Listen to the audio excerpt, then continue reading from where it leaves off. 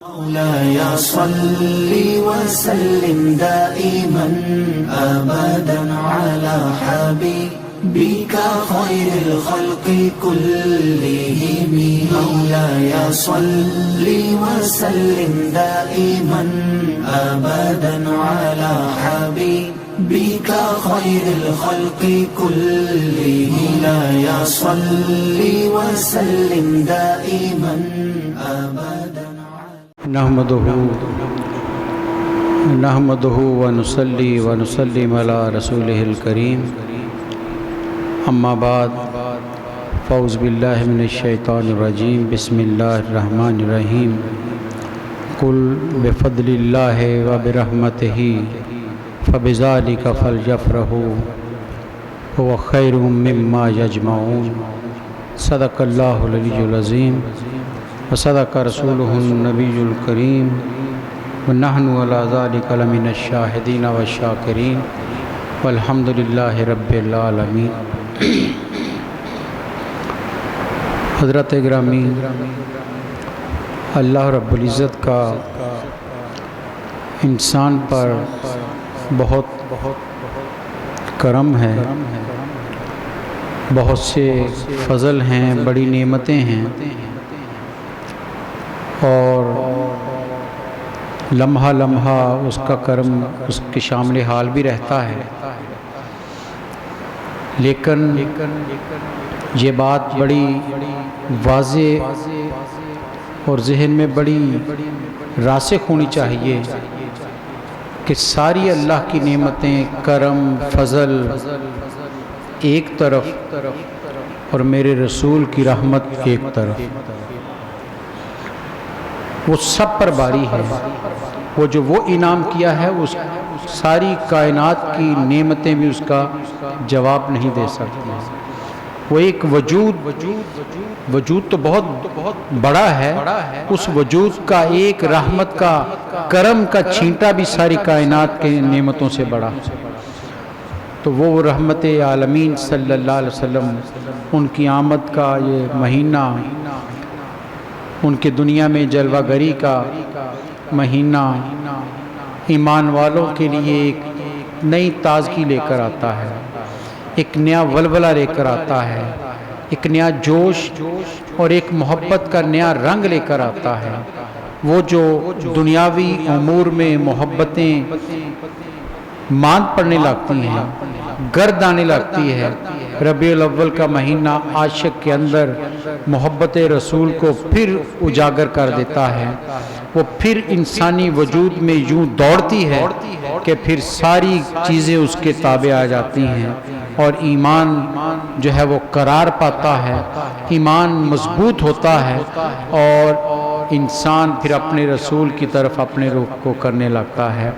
یہ ایام جو ہوتے ہیں، یہ جو دنوں کا آنا ہوتا ہے، یہ دراصل یہی پیغام دیتا ہے کہ جس وجود سے یا جس نسبت کو تم چھوڑ رہے ہو، کمزور کر رہے ہو، آؤ لوٹو اس کی طرف اور اس کے تذکرے کرو. اس کو بھولنا نہیں ہے. وہی تو وجود ہے جس نے تمہیں انسان بننا سکھایا ہے. نبی صلی اللہ علیہ وسلم کی آمد کے قرآن مجید نے بہت سے انداز میں ذکر کیے ہیں.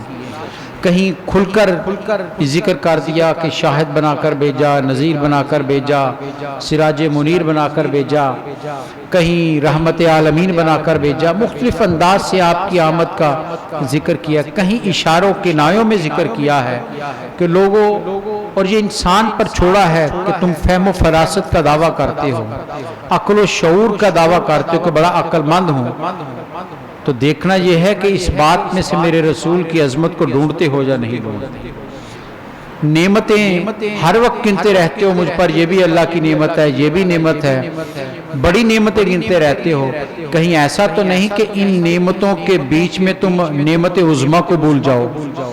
کہیں یہ تو نہیں کہ یہ چھوٹی چھوٹی نعمتوں میں الجھ گئے ہو اور جو اصل نعمت ہے اس تک تمہاری رسائی نہیں رہی. عقل کے، شعور کے، فہم کے سارے دریچے وا کرو اور اس وجود تک پہنچو جو اصل انعام انسانوں پر کیا گیا. نبی اکرم صلی اللہ علیہ وسلم کی ذات کو پہچان لینا، آپ کی معرفت حاصل کر لینا، آپ کی طرف اپنے رخ کو سیدھا کر لینا، یہی اصل کمال ہے انسان کا، اور یہی اس کی ترقی کا باعث بنتا ہے۔ جوں جوں وہ ان سے دور ہوتا ہے اس پر زوال آنے لگتا ہے۔ آپ دیکھ لیجئے قرآن مجید نے جو سورہ یونس کی آیہ کریمہ میں نے تلاوت کی، سادہ سا ترجمہ اس کا یہ ہے کہ اے نبی صلی اللہ علیہ وسلم آپ فرما دیجئے کہ جب اللہ کا فضل اور رحمت ہو تو پھر خوشی منانی چاہیے، اور جو تمہارے پاس ہے جس کو تم جمع کرتے ہو یہ اس سے بہتر ہے۔ یہ سادہ سا اس کا ترجمہ ہے۔ اب انسان سوچتا ہے کہ اللہ کہتا ہے فضل اور رحمت ہو تو خوشی مناؤ۔ فضل تو اس کا ہر حال ہے، رحمت اس کی ہر آن ہے۔ اس کا کرم نہ ہو تو انسان نئی صبح کر ہی نہیں سکتا، اس کی رحمت شامل حال نہ ہو تو پاؤں اٹھ ہی نہیں سکتا، اس کی رحمتیں ساتھ نہ ہو تو انسانی آنکھ دیکھ نہیں سکتی، اس کا کرم ساتھ نہ ہو تو ہاتھوں کی قوتیں ختم ہو جائیں۔ یہ سارے اس کے انعام ہیں، یہ سارے اس کے کرم ہیں، یقیناً اس میں کوئی دو رائے نہیں کہ یہ سارے اللہ ہی کے ہیں۔ تو کیا ان کا ذکر کر رہا ہے قرآن مجید کہ فضل ملا ہے تو خوشی کرو؟ ہم مناتے ہیں، شکر کرتے ہیں، خوشی کا طریقہ ہے کہ شکر کرتے ہیں کہ میرا ہاتھ سلامت ہے، اللہ نے دیا ہے، میری آنکھ دیکھ رہی ہے، اللہ نے دی ہے، یقیناً ہم اس کا تذکرہ کرتے ہیں۔ لیکن اس آیہ مبارکہ کے اندر جو اصل بات ہے، جو عاشق ہے وہ وہی مفسر وہی پہنچے ہیں۔ وہ کہتے ہیں عام نعمتوں اور عام کرم پر خوش ہونے والوں، رب کہہ رہا ہے کہ چھوٹی چھوٹی میری نعمتوں پر اتنا خوشی کا اظہار کا میں تمہیں حکم دے رہا ہوں۔ ذرا غور تو کرو، جو اصل نعمت ہے جس کے صدقے یہ ملی ہیں اس پر تمہارا شکر کتنا بنتا ہے، اس کی خوشی کا اظہار کتنا بنتا ہے، اس کے آنے پر تمہیں کتنے سجدہ شکر ادا کرنے ہیں، کتنا لمحہ لمحہ تمہیں اس نبی کے گن گانے ہیں جن کے صدقے سے یہ ساری نعمتیں ملی ہیں۔ تمہارا قد و قامت ان کے صدقے ہیں، ہمارا جسم کی خوبصورتی ان کے صدقے ہیں، ہماری زندگی کی رعنائیاں ان کے صدقے ہیں، ہمارا مال و متاع ان کے صدقے ہیں۔ وہ اقبال کے شعر پر پھر بات آ جاتی ہے، امر شعر کہہ گیا کہ لوگوں کیوں بھول جاتے ہو، میرے نبی نے کیا کچھ نہیں دیا تمہیں، ان کا کرم اور ان کا فضل دیکھو کتنا ہے، کتنی بڑی نعمت عظمیٰ بن کر آئے ہیں کہ خیمہ افلاک کا استادہ اسی نام سے، میرے نبی کا وجود تم پر سائبان کی طرح قائم۔ یہ جو زندگی کے دھوپ میں، زندگی کے سفر میں جب دھوپ آتی ہے، دکھ آتے ہیں، پریشانیاں آتی ہیں، تو ان میں رحمت کا سایہ میرے نبی کرتے ہیں، سائبان وہی ہوتے ہیں، میں وہی تو سائبان ہے تم پر آسمان کی طرح، جب بھی دکھ آئے تم ان کو یاد کرتے ہو سارے دکھ مٹ جاتے ہیں، غم سبھی راحتوں آرام میں ڈل جاتے ہیں، سارے بدل جاتے ہیں، غم خوشیاں نصیب ہونے لگتی ہیں۔ کیوں کہ تم نے اس وجود کو پکار لیا۔ جب تم ان کی طرف رخ کر لیتے ہو، وہ سبھی سرور نقشبندی نے بڑا خوبصورت شعر کہا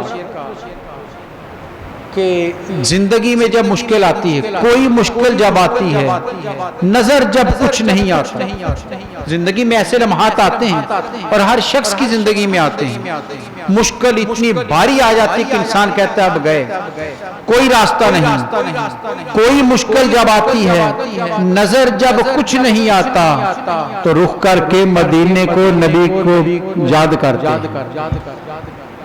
تو نبی صلی اللہ علیہ وسلم کو یاد کیا جاتا ہے اس غم کے ماحول میں، اس پریشانی کے عالم میں، تو کیا اس غم سے نجات ملتی یا نہیں ملتی؟ وہ دکھ دور ہوتا ہے یا نہیں ہوتا؟ وہ پریشانی میں راستے نظر آتے ہیں یا نہیں آتے؟ یا جب غم کے پہاڑ توڑے جا رہے ہوں، اس لمحے میرے رسول کا تذکرہ روشنیاں پھیلاتا ہے، امید دلاتا ہے اور راستے دکھاتا ہے۔ تو اس لیے فرمایا اس رحمت عظمیٰ کا تذکرہ کرو، خوشی مناؤ اس پر۔ آنکھ کی بینائی پر بڑے خوش ہوتے ہو کہ مجھے اللہ نے آنکھ دی ہے، بڑی دیکھتی ہے میری آنکھ، بینائی درست ہے، نظر میں مسئلہ نہیں ہے، بڑی خوشی کا اظہار کرتے ہو۔ ارے یہ نظر بھی تو اس لیے دی تھی کہ اس نظر سے میرے نبی کی رحمتوں کے جلوے دیکھو، ورنہ دیکھا تو ابو جہل نے بھی ہے، عتبہ نے بھی ہے، شیبہ نے بھی ہے، ابو لہب بھی دیکھ رہا، آنکھ وہ بھی رکھتا تھا، اس کی آنکھ اس کے کام نہیں آئی، اس کا دیکھنا ان کے کام نہیں آیا، کام آیا تو ابو بکر صدیق کا آگیا۔ پوچھا جو سائل نے کہ کیا چیز ہے احسن، کسی نے سوال کر دیا کہ سب سے بہترین چیز کیا ہے، پوچھا جو سائل نے کہ کیا چیز ہے احسن، صدیق نے برجستہ کہا یار کا چہرہ۔ ابو بکر صدیق نے فوراً کہا ارے بہترین چیز کیا ہے، عمل حسین تر کیا ہے، میرے مصطفیٰ کا چہرہ سامنے۔ نظر تو ملی اس لیے ہے، صحابی نے دعا نہیں کی، میرے نبی صلی اللہ علیہ وسلم ظاہری حیات سے پردہ فرما گئے، مدینے میں کوہرام مچ گیا۔ روایت کہتی ہے کہ ایک صحابی مسجد نبوی میں دیوار کے ساتھ ٹیک لگا کر بیٹھے ہیں، دعا کر رہے ہیں، رو رو کر دعا کر رہے ہیں، یا اللہ یہ نظر تو نے دی، آنکھ تو نے دی تھی، تیرے مصطفیٰ کے جلوے دیکھے تھے، تیرے حبیب کے نظارے کیے ہیں، یا اللہ اب وہ نظر نہیں آئیں گے، مجھے اس آنکھ کی ضرورت ہی نہیں، اسے واپس لے لیں۔ اور تاریخ کہتی ہے کہ ان کی بینائی سلب ہو گئی۔ صحابی تو کچھ اور دیکھنا نہیں چاہتا کہ نظر کی معراج کیا ہے، چہرہ مصطفیٰ سامنے آ جائے۔ اس لیے کہا نظر پر خوشیاں نہ مناؤ، خوشی اس پر مناؤ کہ دیدار مصطفیٰ ہو جائے، وہ وجود حسین چہرہ آنکھوں میں آ جائے تو یقین کر لو تمہاری آنکھ معراج پا گئی، تمہاری آنکھ کامیاب ہو گئی ہے۔ ورنہ یہ دنیا کی رنگینیاں کیا حیثیت رکھتی ہیں، ان کی کیا حیثیت ہے، پھول کھلتا ہے مرجھا جاتا ہے۔ دنیا میں جتنی بھی خوبصورتیاں ان پر زوال آ جاتا ہے، ایک ہی تو حسن ہے جس پر زوال نہیں ہے، ایک حسین پھول کھلا شاخ بنی ہاشم پر، ایک حسین پھول کھلا شاخ بنی ہاشم پر، جس کی خوشبو سے معطر ہے زمانہ سا۔ ایک باغیچے میں، ایک گھر میں، ایک کونے میں ایک پھول کھلے تو اس ماحول کو خوشگوار کر دیتا ہے، ارے اس پھول کی بات کرو جو کھلا تو کائنات کو خوشبو پھیل گئی، ساری کائنات مہکی ہے۔ بلکہ مجھے روایت یاد آ گئی، میرے نبی کی خوشبو کیا ہے، نبی اکرم صلی اللہ علیہ وسلم حضرت ام سلیم کے گھر گئے،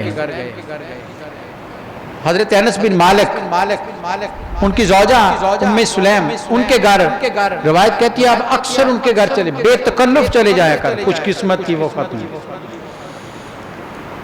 کتنی خوش قسمت ہے کہ میرے سرکار جب دل چاہتا ان کے گھر چلے جائے۔ ایک دن آپ اٹھ کے گھر گئے، چار پائی پر لیٹ گیا، آنکھ لگ گئی، سرکار دو جہاں صلی اللہ علیہ وسلم ام سلیم کے گھر سوئے ہوئے ہیں، دھوپ کی تمازت ہے، گرمی کا موسم ہے، میرے سرکار کے بدن مبارک پر پسینہ موتیوں کی طرح چمک رہا۔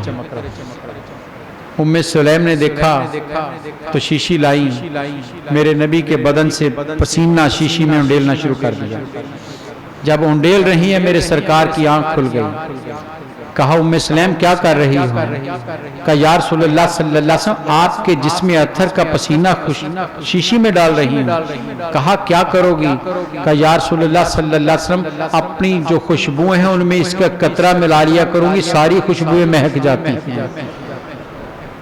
جن کا پسینہ اتنا خوشبو دیتا ہے وہ وجود کتنا وہ کتنا معطر وجود ہوگا۔ صحابی کہتے ہیں میرے نبی صلی اللہ کہتے ہیں میرے وجود سے خوشبوئیں بہت آتی تھی،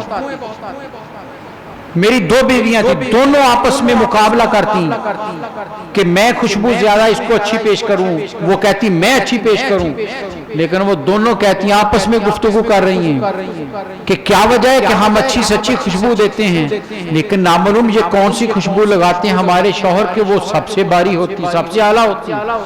پوچھ لیا دونوں نے مل کر کہ سرتاج یہ بتائیے ہم جو خوشبو لاتی ہیں وہ کم تر رہ جاتی ہے، جو آپ کے بدن سے خوشبو آتی ہے وہ بہت اعلیٰ ہے، یہ کون سی استعمال کرتے ہیں؟ کہا تمہیں خبر نہیں، میں تو خوشبو استعمال ہی نہیں کرتا۔ کہا پھر महक कहाँ से आती है? कहा छोटे होते बचपन में मेरे जिस्म पर कोई दाने निकल आए, मेरा वालिद मेरे सरकार की बारगाह में ले गया। कहा या रसूलल्लाह सल्लल्लाहु अलैहि वसल्लम, बेटे के जिस्म पर ये दाने हैं। आपने फरमाया इसकी पुश्त पर से कमीज को उठाओ। मेरे बाप ने मेरी पुश्त को नंगा किया, रहमते आलमीन ने खुशबुओं वाला हाथ मेरी पुश्त पर फेरा। वो कहते हैं खुदा की जात की कसम, उस दिन से मेरे वजूद से खुशबू खत्म ही नहीं होती। एक हसी फूल खिला शाखे बनी हाशम पर, जिसकी खुशबू से मुअत्तर है ज़माना सारा। और रवायत आगे क्या कहती, बात यहीं खत्म नहीं हुई। रवायत कहती है उनके हाथ जिस जो बच्चा पैदा हुआ उस बच्चे के बदन से भी खुशबू आ रही। इसलिए फूल को सूंघ कर खुश होने वालों, खुशी मनाने वालों, उस फूल की बात करो जिससे कायनात को खुशबुएं मिली।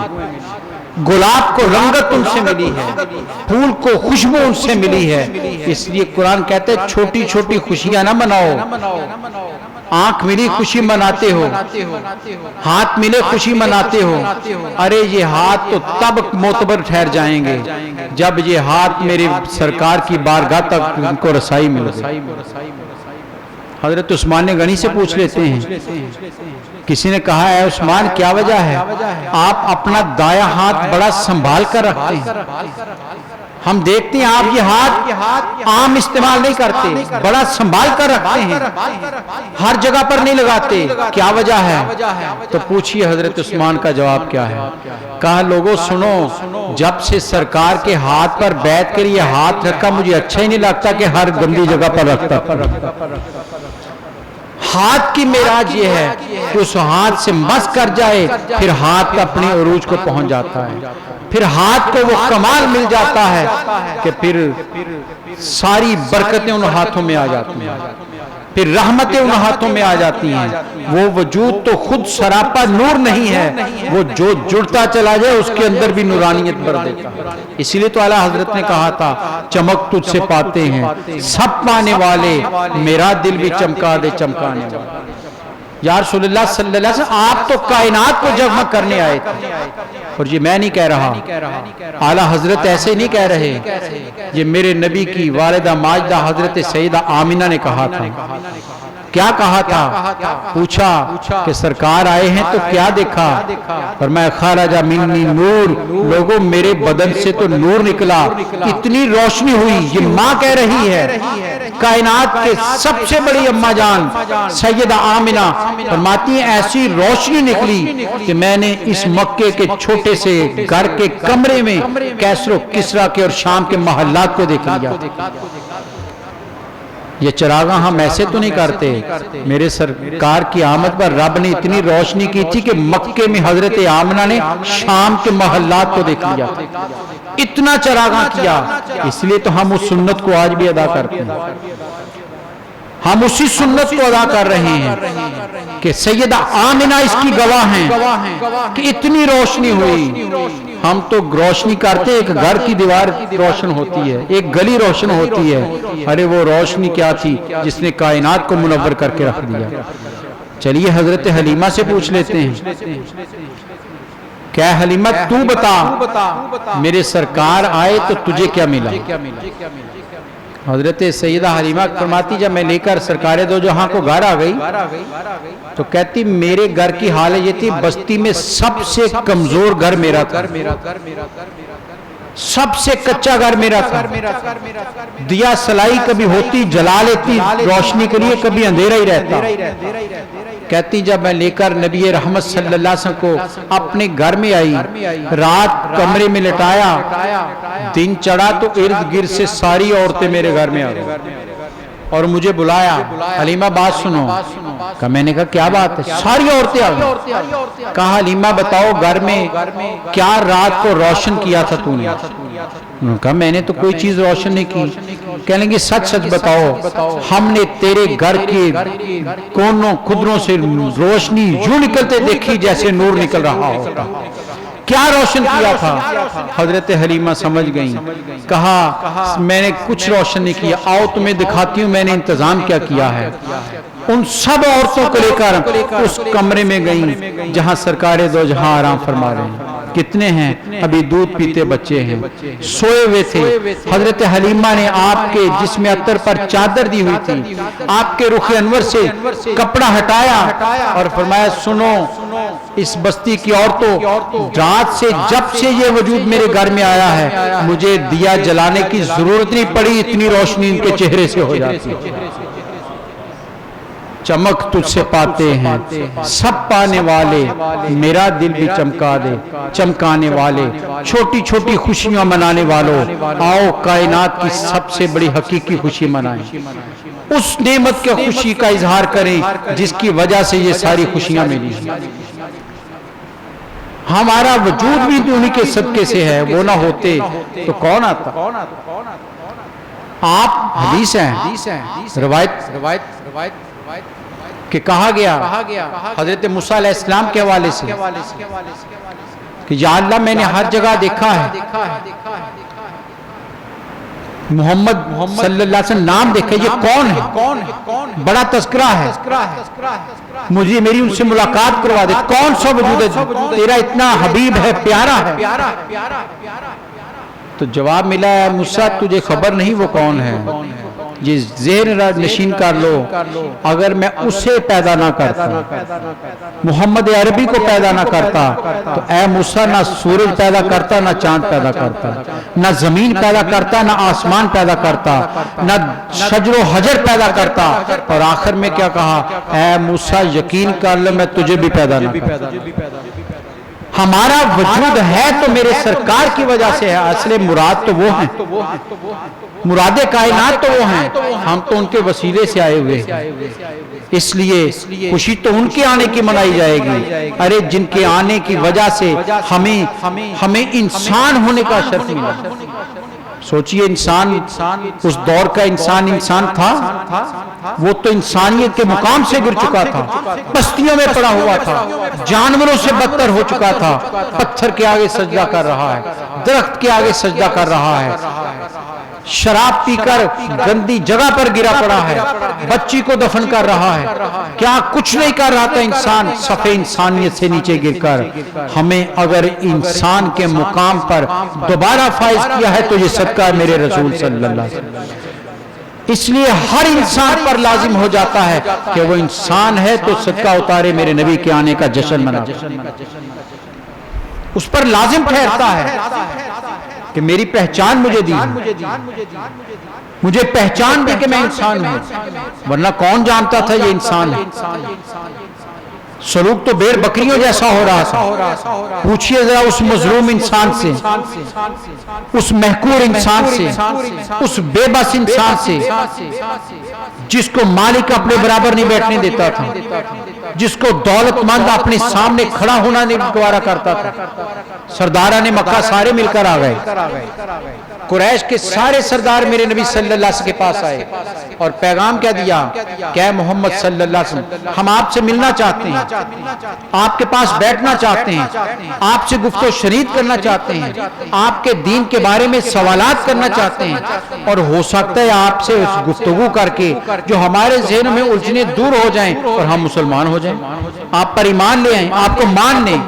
تو کہا آ جاؤ، کہا آ تو جائیں لیکن ان چھوٹوں کو اٹھا دیجئے، بلال کو اٹھا دیں، صہیب کو اٹھا دیں، یاسر کو اٹھا دیں، ان غریب غربا کو اٹھا دیں یہاں سے، ہم سردار ہیں ہم آتے ہیں۔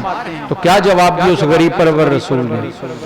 کہا تمہارے ایمان کی مجھے حاجت نہیں، مجھے بلال قبول ہے، مجھے یاسر قبول ہے، مجھے صہیب رومی قبول ہے، تمہارے ایمان کی ضرورت نہیں۔ پوچھئے پھر بلال سے کہ بلال کیا ملا تجھے سرکار دو جہاں صلی اللہ علیہ وسلم کے آنے سے؟ بلال بتائیں گے لوگوں میں تو وہ تھا کہ مالک مجھے برابر نہیں بیٹھنے دیتا تھا، مجھے کھانا نہیں دیتا تھا، خود کہتے 3 دن سے بخار میں تپ رہا تھا، دوائی نہیں تھی، علاج نہیں تھا، اور مالک ہنٹر لے کر کھڑا تھا چکی پیسو ورنہ میں تم پر ظلم کروں گا۔ یہ سختیاں ہو رہی تھی حضرت بلال پر۔ بلال یہی اب بھی حال ہے؟ تو کہا نہیں، ارے جب سے دامن مصطفیٰ میں آیا ہوں، ارے مجھے جو اپنے برابر نہیں بیٹھنے دیتا تھا، اب کائنات کا رسول مجھے سینے سے لگائے بیٹھا ہے۔ ارے جو مجھ سے کلام نہیں کرتا تھا، میرے رسول مجھے بلاتے ہیں اور بڑی محبت سے بلاتے ہیں۔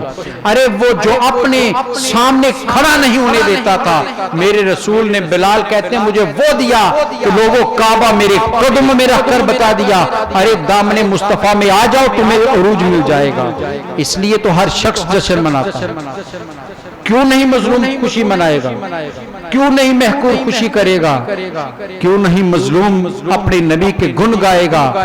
ارے سر اٹھانے کا حوصلہ تو میرے رسول نے دیا، اپنے وجود پر کھڑے ہونے کا پیغام تو میرے رسول نے دیا ہے، ورنہ جابر تو سامنے کھڑے نہیں، جھکا دیتے۔ یہ کرم ہے میرے رسول کا، آپ آئے ہیں تو عزتیں بحال ہوئی ہیں، آپ آئے ہیں تو وقار ملے ہیں، آپ آئے ہیں تو سر اٹھا کر جینے کا ہمیں حوصلہ ملا۔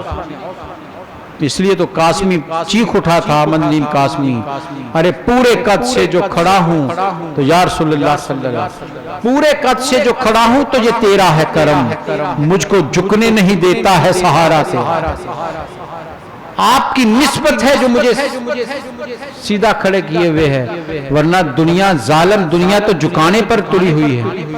جابر تو سر جھکاتے ہیں، سر کاٹتے ہیں، آپ ہیں جنہوں نے کٹے ہوئے سروں کو امر کر دیا، کٹے ہوئے جسموں کو نئی زندگی دے دی ہے، سکتی ہوئی انسانیت کو وہ مقام دے دیا کہ انسان رش کرتا رہ جاتا ہے۔ اس لیے معاشرے کا ہر طبقہ خوشی کا اظہار کرتا ہے کہ لوگوں وہ آ گئے، میرے محسن آ گئے، میرے لجپال آ گئے، میرے دکھوں کا مداوع کرنے والے آ گئے، جو جب کوئی دکھ میں شریک نہیں ہوتا تو وہی تو ہیں جو اپنی کملی میں چھپا کر سارے غم بلا دیتے، وہی تو وجود ہے جو دستے شفقت رکھتے ہیں تو ہر تکلیف دور ہو جاتی ہے۔ ارے وہی تو وجود ہے جو لٹکی ہوئی آنکھ کو دوبارہ ہاتھ سے دوبارہ بحال کر دیتا ہے، وہی تو وجود ہے جو پاؤں پر سانپ کٹ دے، اپنا لاب دہن لگا دے تو زہر ختم ہو جاتا ہے۔ اس لیے خوشی کیوں نہ منائی جائے، کیوں نہ جشن منایا جائے، کیوں نہ ان کی آمد پر تذکرے کیے جائیں۔ اس لیے معاشرے کے ہر فرد پر لازم ٹھہرتا ہے کہ اپنے نبی کے آنے کا تذکرہ کرے، اگر ان سے نسبت رکھتا ہے، اگر ان سے نسبت ہے تو اس پر لازم ٹھہرتا ہے کہ ان کے ترانے گائے کہ یا رسول اللہ آپ آئے ہیں تو یہ بہار آئی، یہ وقار آئے ہیں، عزتیں بحال ہوئی ہیں، ورنہ وہ بیٹی جس کا حقیقی باپ اسے دفن کر دیتا، بوجھ سمجھ کر مردہ کو نہیں، زندہ بیٹی کو گڑا کھود کر دفن کرتا ہو، میرا ایمان کہتا ہے اور میرا یقین بھی اس پر ہے کہ دنیا کی ہر بیٹی پر فرض بنتا ہے جب وہ اپنے گھر میں شاد ہے، خوشحال ہے، اپنے نبی کے ترانے گئے، اس سے یہ زندہ رہنے کا حق میرے رسول نے دیا۔ باپ تو مار رہا تھا، زندگی میرے رسول نے دی ہے اسے، باپ تو دفن کر رہا تھا، ارے زندگی کے بہارے تو میرے رسول نے عطا کی۔ اس لیے ہر بیٹی پر فرض بنتا ہے کہ میرے سرکار کے آنے پر جشن منائے۔ کیوں؟ اگر گھر میں خوشی اور آرام اور خوشحال زندگی بسر کر رہی ہے تو صدقہ میرے رسول صلی اللہ علیہ وسلم۔ ایک زندگی کے ایک طبقے کو میرے سرکار کے آنے سے جو راحتیں ملی ہیں، ذرا پڑھتے چلے جائیے، پھر سر شکر میں جھکتا چلا جائے۔ اگر فہم، اگر شعور رکھتا ہے انسان تو میرے نبی کے جشن سے کبھی انکار نہیں کر سکتا، کیوں؟ ارے ہم تو پتھروں کے آگے سجدہ کرنے والے لوگ کیا نہیں کر رہے تھے؟ مورتیاں بنا کر لوگ سجدے کر رہے تھے۔ توحید کا مرکز رب نے اپنے خلیل سے جس گھر کو بنا کر کہا میرا گھر ہے، اس گھر کے اندر اور اطراف میں 360 بت پڑے تھے، پتھر سے تراشے ہوئے بت۔ انسان کبھی درخت کو سجدہ کر رہا ہے، کبھی سورج کو کر رہا ہے، کبھی چاند کے آگے سجدہ ریز ہے۔ جس نے فائدہ دیا اس کو خدا مان لیا، جس سے خوف آیا اس کو خدا مان لیا۔ یہ خدا کا تصور تھا۔ ارے اگر آج نماز پڑھتے ہوئے ایک خدا کے سامنے سر سجدے میں جاتا ہے، ارے اسی پر میرے نبی کا شکر ادا کر۔ ارے نماز پڑھتے ہوئے ایک خدا کے حضور سر سجدے میں رکھتے ہو تو شکر کرو مصطفیٰ کریم صلی اللہ علیہ وسلم کا، آمنہ کے لال کی آمد کا۔ آپ نہ آتے تو میں کسی بت کو سجدہ کر رہا ہوں، آپ نہ آتے میں کسی چاند کو سجدہ کر رہا ہوتا۔ یا رسول اللہ صلی اللہ علیہ وسلم آپ آئے ہیں تو مجھے خدا کا پتہ ملا، آپ آئے ہیں تو میں خدا کے سامنے سجدہ ریز ہوا ہوں، در در کی ٹھوکروں سے بچ گیا ہوں۔ ارے اسی پر آ جاؤ تو ہر شخص اپنے نبی کے ترانے گائے،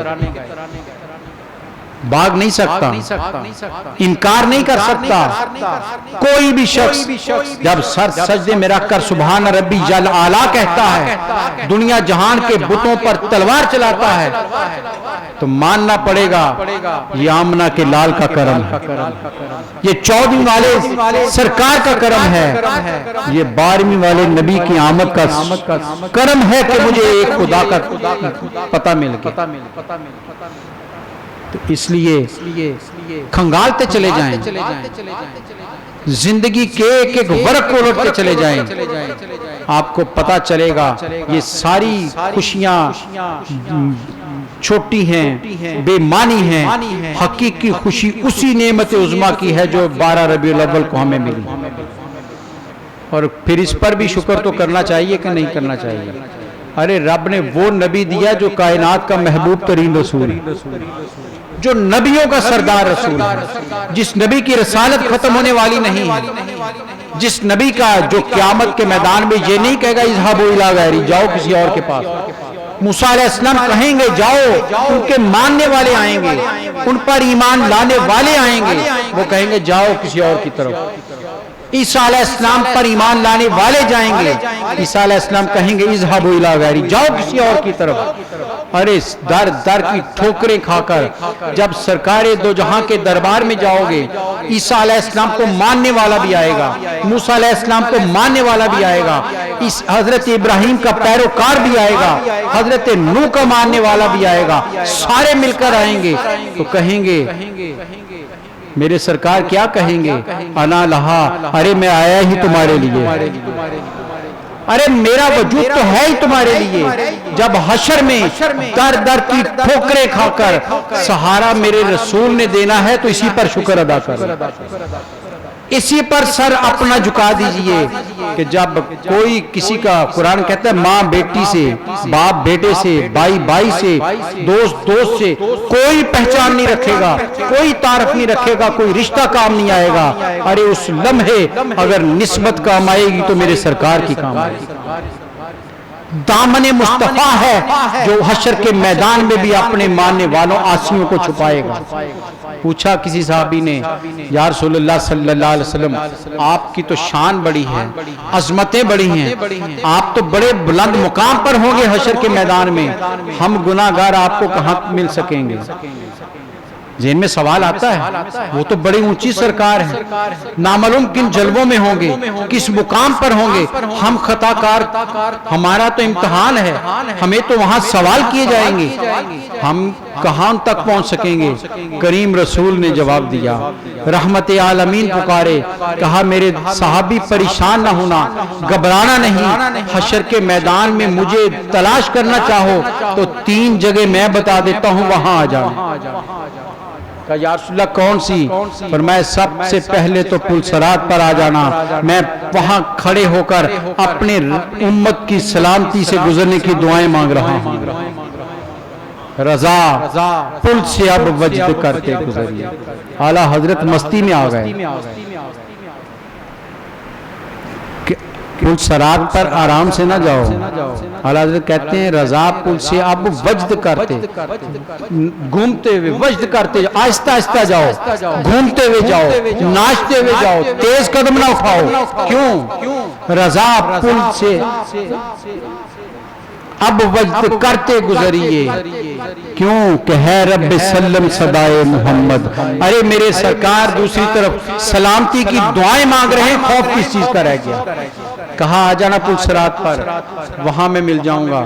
کہا یا رسول اللہ وہاں نہ ملے تو فرمایا پھر حوض کوثر پر آ جانا, پیاسی امت کو میں پانی اپنے دست شفقت سے پلا رہا ہوں. ارے نسبت بنا کر تو دیکھو, نسبت قائم کر کے تو دیکھو. حشر کی سختی سختی نہیں ہے, حشر کا میدان مومن کے لیے مشکلات کا میدان نہیں ہے. ارے جہاں رحمت عالمین اپنے ماننے والوں کو اپنے ہاتھوں سے جام کوثر دے رہے ہوں, حشر کی سختیاں رہ جائیں گی وہاں. کہا یا رسول اللہ اگر وہاں نہ ملے تو فرمایا پھر میزان پر آ جانا, اپنی آنکھوں کے سامنے تمہارے نامہ اعمال تلتے دیکھ رہا ہوں. حشر کے 3 خوفناک ترین مقام ہیں. میرے نبی نے کہا میں وہیں پر اپنی امت کے ساتھ ساتھ ہوں گا. آپ بتائیے ایسے کریم رسول کے آنے پر خوشی منانی چاہیے یا نہیں چاہیے؟ ان سے نسبت قائم کرنی چاہیے یا نہیں چاہیے کہ یا رسول اللہ آپ آئے ہیں تو ہمیں حشر کی فکر ختم ہو گئی ہے, آپ آئے ہیں تو حشر کی دھوپ کی تمازت کی فکر نہیں رہی, پیاس کی فکر نہیں رہی. جب آپ حوض کوثر کا جام پلائیں گے تو پیاس رہے گی کہاں پر؟ اس لیے حضرات گرامی ربیع الاول کی ابتدا ہے, اپنے اپنے ایمان کے مطابق اپنی نبی کی آمد کا جشن منائیے گا, خوشی کا اظہار کیجئے گا اپنی بساط کے مطابق. وہ نہیں دیکھتے کہ کتنا ہو, مقدار نہیں دیکھتے, میرے رسول کے ہاں تو دلوں کے فیصلے ہوتے ہیں. اپنی حیثیت کے مطابق پیش کر دیجئے, والہانہ محبتیں پیش کر دیجئے, خوشی کا اظہار. سوچئے آخری بات کہتا ہوں, میرے نبی صلی اللہ سے ہجرت کر کے مدینہ گئے, یہی ہے نا؟ تو مدینہ میں کیا ہوا تھا؟ استقبال ہوا, مدینے والوں نے استقبال کیا. بچیوں بنی نجار کی بچیاں کیا کر رہی تھی؟ معروف ہے نا وہ ترانہ ان کا, یاد ہے نا آپ کو؟ اس میں ایک جملہ انہوں نے کہا واجبت شکر علینا. اس جملے کو ذرا ذہن میں رکھیے. سرکار دو جہاں صلی اللہ علیہ وسلم مکہ مرکز کو چھوڑ کر مدینہ کو مرکز بنا رہے ہیں, ہجرت کی ہے, ایک گھر سے دوسرے گھر کی طرف گئے ہیں, اور مدینے کی بچیاں کیا کہہ رہی ہیں؟ واجبت شکر علینا. ارے سنو, ہم پر نبی کی آمد پر شکر کرنا واجب ہو گیا, واجب ہو گیا ہے. ابھی آپ مدینہ آئے ہیں, مدینہ کی بچیاں کہتی واجب ہو گیا ہے. ارے وہ رسول ہجرت کر کے شہر بدلے تو شہر کے لوگوں پر شکر واجب ہو جاتا ہے. ارے ہمیں تو ملا ہی سب کچھ ان کے وسیلے سے, ہماری تو آخرت ان کے ہاتھ میں ہے, ہماری تو قبر کی منازل ان کے ہاتھوں میں ہے. ہم پر کتنا واجب ہے شکر ادا کرنا. اور شکر یہی ہے کہ اپنے نبی کے ترانے گائیے گا, ذکر کیجئے گا, لیکن ایک بات ذہن میں رکھیے گا, جتنا بڑا دربار ہے نزاکتیں اتنی زیادہ, ادب بھی اسی طرح. یہ مقام اتنا بلند ہے کہ وہاں نفس گم کر دمی آئے جنید و بایزیدی. یہ تو وہ دربار ہے جہاں حضرت جنید اور بایزید بستامی جیسے سانس اونچا نہیں لیتے. اور روایت کہتی ہے کہ حضرت سیدنا ابو بکر صدیق رضی اللہ تعالیٰ عنہ نے اپنے بندے مدینہ کے اطراف میں پھیلائے ہوئے تھے کہ جو باہر سے نئے لوگ آتے ہیں ان کو پہلے بتا دیں کہ دربار رسالت میں آ رہے ہو, آہستہ بولنا, اونچا نہ بولنا, پہلے بتانے کے لیے بندے کھڑے کر دیے تھے. ارے دربار کی نزاکت کا احساس ضرور رہے, بےہودگی نہیں, ان کی شایان شان استقبال ہو, ان کے مرتبے اور مقام کے مطابق بہتر سے بہتر اپنا آپ پیش کیا جائے. لفظ اچھے ہوں, جملے اچھے ہوں, نظر پاکیزہ ہو, زبان پر درود و سلام ہو, بے باکی نہ ہو، عریانی فحاشی نہ ہو، کسی کے لیے تکلیف نہ ہو، درود و سلام کی مہک ہر طرف سے آئے، نبی کی نعت کے ترانے ہر گھر سے اٹھے، آپ پر درود و سلام ہمتاً ہماری زبانوں پر رہے، یہ ہے آپ کی آمد منانے کا بہترین طریقہ۔ گھر گھر ذکر رسول کیجئے، اللہ تعالیٰ مجھے اور آپ کو ذکر رسول کرنے کی توفیق عطا فرمائے۔ اور سچی بات ہے، دل پھٹ رہا ہے، یہ جملے بڑے باری دل سے کہہ رہا ہوں کہ مدن پورے والوں یہ یاد رکھنا، اسی مدن پورہ میں یہ جو ربیع الاول کی اتنی بہاریں ہیں، ان کی ترویج میں ام محترم قبلہ ڈاکٹر صاحب کا بہت بڑا ہاتھ، بڑی محنت کی ہے انہوں نے، محبت رسول اتنی پھیلائی ہے، بچوں سے نوجوانوں سے اتنا پیار کیا ہے، یہ گلی گلی جو سائیتی ہے یہ انہی کے اس مشن کا حصہ ہے، انہی کی تبلیغ کا اثر ہے، انہی کی کاوشوں کا ثمر ہے۔ ان محبتوں میں ان کو بھول نہ جانا، ان کو یاد رکھنا کہ ہمیں محبت رسول کے راستے پر لگانے والا وجود میرے سرکار کی بارگاہ میں حاضر ہے، وہ ہم سے پہلے دربار رسالت میں چلے گئے ہیں، ہمیں عشق رسول کا یہ ثمر دے گئے ہیں، ہمیں اپنے گھر کو سجانے کا یہ حوصلہ دے گئے ہیں۔ وہ کتنی جرات کے ساتھ یہ کہتے تھے کہ بھرپور جشن مناؤ، خوب جشن مناؤ، گھر گھر جشن مناؤ، گھر گھر میلاد کرو۔ آئیے، ان سے محبت کا تقاضا بھی یہی ہے، ان کا پیغام بھی یہی ہے کہ اس ربیع الاول کو اس محبت اور عقیدت اور جوش کے ساتھ منایا جائے، تاکہ ہماری گواہی اس وجود کے ساتھ بھی ہو جائے کہ یا رسول اللہ صلی اللہ علیہ وسلم، آپ کی بارگاہ میں پہنچنے والے مفسر قرآن سفیر عشق رسول ہمیں اس راستے پر لگا گئے تھے، ہم اس کا اعلان کرتے ہیں، ہم مانتے ہیں کہ ہمیں جشن منانے کا پیغام انہوں نے دیا تھا۔ اللہ تعالیٰ مجھے اور آپ کو یہ محبتیں قائم رکھنے کی توفیق عطا فرمائے۔ وآخر دعوانا الحمدللہ رب العالمین۔ مولاي صل وسلم دائما أبدا